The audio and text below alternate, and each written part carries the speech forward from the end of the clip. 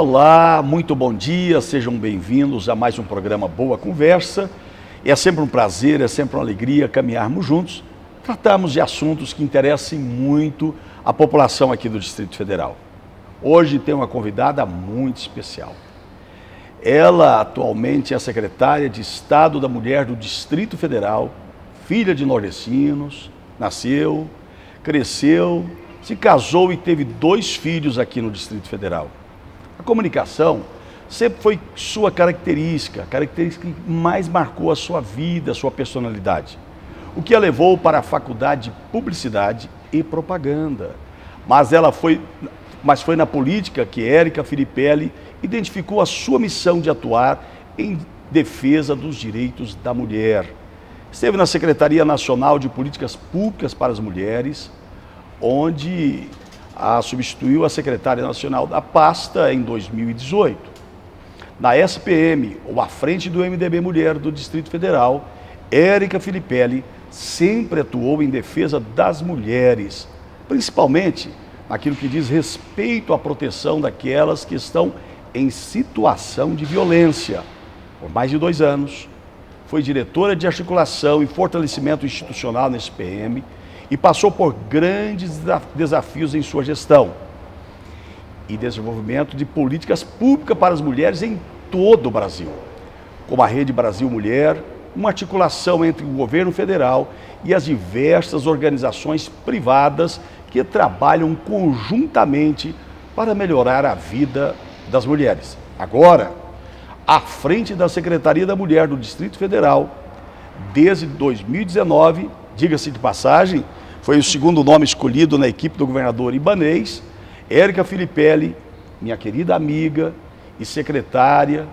Acredita que ela chegou aqui à frente da secretaria para inaugurar um novo tempo no Distrito Federal como um todo e, lógico, em favor das mulheres. Onde ela tem essa proteção às mulheres, esse trabalho em favor das mulheres, e as mulheres vão ter prioridade na Secretaria da Mulher e não seria diferente. Então está empenhada a secretária Érica em fazer e trazer as oportunidades para todas as mulheres aqui do nosso querido Distrito Federal. É muita coisa, secretária Érica. Bom dia. Estou honrada aqui com essa apresentação, Bispo. Obrigada. E seja bem-vinda. Bom dia, secretária. Obrigada. Bom dia. Nós estamos vendo ali filha de nordestinos. Seus pais são de onde, Érica? São de Mossoró, no Rio Grande do Norte. Cidade quente. Cidade quente, cidade do sal, do petróleo. Mas muito bonita. Ali perto tem uma praia maravilhosa que eu passei há mais de 20 anos, né, férias lá. Que é Tibau, uma praia que fica 20 quilômetros de Mossoró. Tibau, que eu conheço bem a praia de Tibau, as Salinas, aquele lugar é lindo demais. E sempre, secretária Érica, eu vou a Mossoró. Ah, olha só. É um lugar que a gente quer e quer Terra muito bem. Quente, né, Bispo? Muito quente, mas de povo muito agradável. É um povo hospitaleiro, né? Verdade. Diferente. Verdade. E seus pais vieram fazer o que em Brasília? Meu pai veio para Brasília em 1961, né, na criação de Brasília, a convite do meu tio. E 10 anos depois ele casou com a minha mãe e trouxe minha mãe para cá, né, para Mossoró, aqui para Brasília. E aí nasceram os meus 2 irmãos, eu tenho 2 irmãos mais velhos.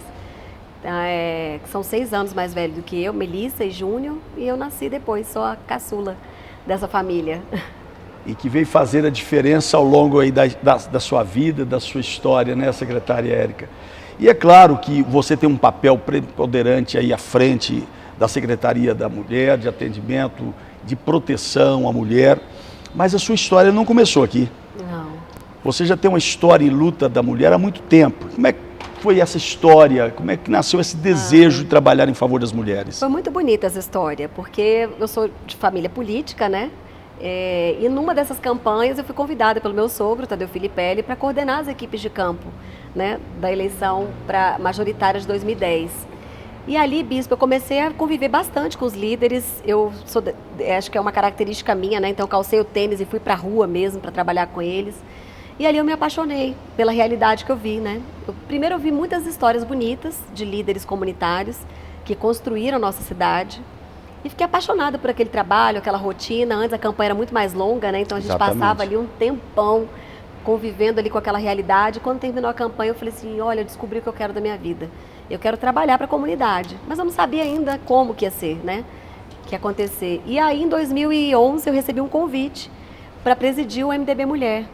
E ali logo me veio aquela lembrança, né? Será que eu vou poder ir para as comunidades para poder fazer um trabalho de novo com essas comunidades? E foi muito bonito, porque realmente foi isso que aconteceu.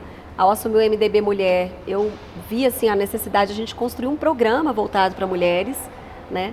E estive mais perto mesmo da realidade dessas mulheres, e foi muito bonito também, porque eu comecei a ver na vida dessas mulheres das cidades, né, que vieram para cá para lutar, para batalhar um pouco da vida da minha mãe, né, que era uma mulher também extraordinária. Batalhadora, forte, mas que veio do Nordeste para cá, com um sonho também de construir a sua vida, a sua história, né, de trabalhar. E minha mãe não teve a oportunidade de trabalhar fora de casa, né? Então foi um período muito importante para mim, porque foi um resgate mesmo da história da minha mãe que eu vi na história dessas mulheres. E ali nasceu a minha história também, né? Começou essa minha caminhada em defesa das mulheres. E pôde refletir então uma história em família, na vida de muitas outras mulheres. Sim, quando eu comecei eu já tinha perdido minha mãe, perdi minha mãe em 2007, né? Então eu comecei essa caminhada em 2010, então tem todo um significado para mim, né? Quando a gente começa a conhecer a realidade dessas mulheres, e é isso que na prática eu conheci, né, vivenciando e construindo com elas, porque era esse o meu desejo, então eu comecei a ver também um pouco da história da minha mãe e ver também o que a gente podia fazer para mudar a história delas, né? Então eu sempre digo que eu aprendi foi na prática, né, vindo muito assim, convivendo com essa realidade, e quando eu me vi, lá estava eu, à frente do núcleo partidário. Esse programa que eu lancei na época, chamado Mulher em Ação, ele se tornou nacional. Eu tive a honra. Como é que funcionava esse trabalho? A gente levava, o MDB Mulher Nacional, ele tem algumas bandeiras que são importantes, como a participação política, saúde, autonomia econômica e a saúde da mulher, né? E aí a ideia era a gente levar na prática essas bandeiras. Então a gente sempre levava palestrantes, uma ação social, né? Alguma oficina para as mulheres. A gente estudava muito a comunidade antes de levar essa programação. E era muito bonito que a gente viu o retorno, né? Ali na prática, o que a gente podia fazer para ajudar as mulheres. É porque o papel da mulher ainda no Distrito Federal, no Brasil, parece que é relegado a segundo plano. O Brasil ainda é um país machista, secretária Érica?